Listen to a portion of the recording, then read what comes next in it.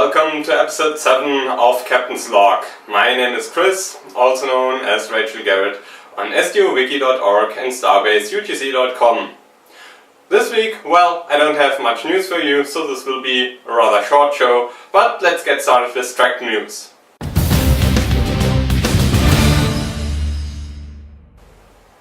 So, first of all, I wanted to give you a review of Star Trek The Next Generation on Blu-ray. Season 1 is out and it has been remastered for high definition, and this was quite an elaborate process according to Paramount.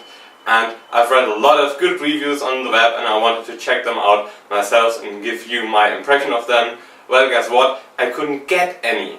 Because, at least in Germany, they have been recalled by CBS Home Entertainment because there is a problem with the surround sound. Obviously there was a mix-up in some episodes with the multi-channel audio and some channels were not correctly mapped. So the whole set was recalled and now we will have to wait for a second edition. In the US, I've read on Trek News, if you've already bought the set, then you can contact CBS and let them know that you want the discs to be replaced. And I think 3 Blu-rays are affected, and you'll find a link to Trek News where this is explained in detail. Then there are 2 videos I would like you to check out. First is an animated Star Trek episode, which is completely fan fiction, but it is really cool and it is really compelling. And I enjoyed watching this episode. I won't spoil it for you, but it is set in the TOS era aboard a freighter called the Aurora, and this is really amazing for some fan fiction and some hobbyist work. Don't expect a Pixar quality movie, but I think for a fan fiction project the animation was extremely well done and also the voice work was top notch, and I think this is on par with some of the really great fan projects like Star Trek Phase 2, so go there, check it out, it's really worth your time. And the second video I'd like to show you, and you can find the link to that in the show notes as well, is a reading from John Scalzi's Redshirts with Will Wheaton, and they read an excerpt from the book. And it's really hilarious, especially Will Wheaton is completely hilarious, so go ahead, check that out. So this is all for Trek News this week. Let's continue with some gaming tidbits.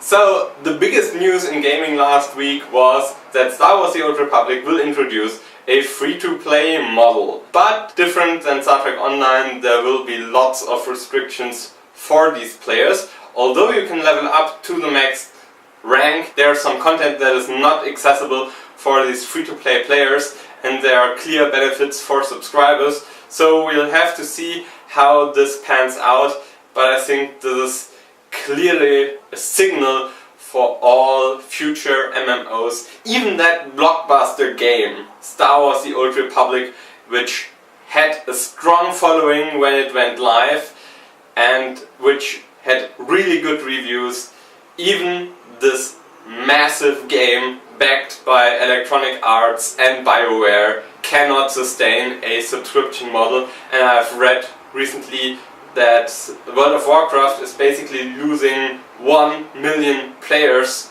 per quarter. Almost 1 million players per quarter. So I think the days of the subscription model seem to be numbered. The bottom line is that players as a community won't get a uniform gaming experience anymore. And you can find that good or bad, but in order to really enjoy all facets of a game, you will have to pay more than you previously have. Because if you are one of the players that are using microtransactions, then you will basically have to pay for all the free-to-play players, which are just enjoying the basic content.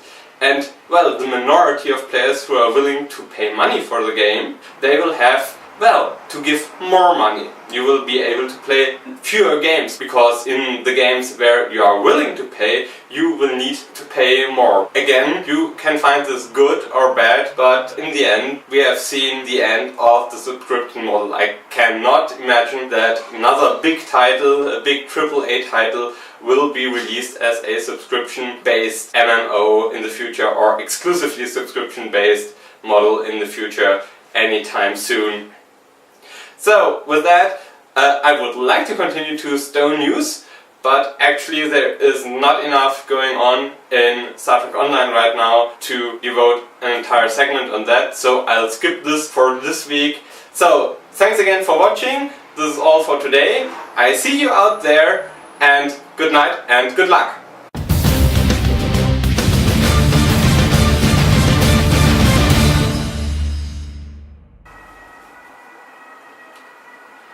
Shouldn't I wear an environmental suit on New Kara?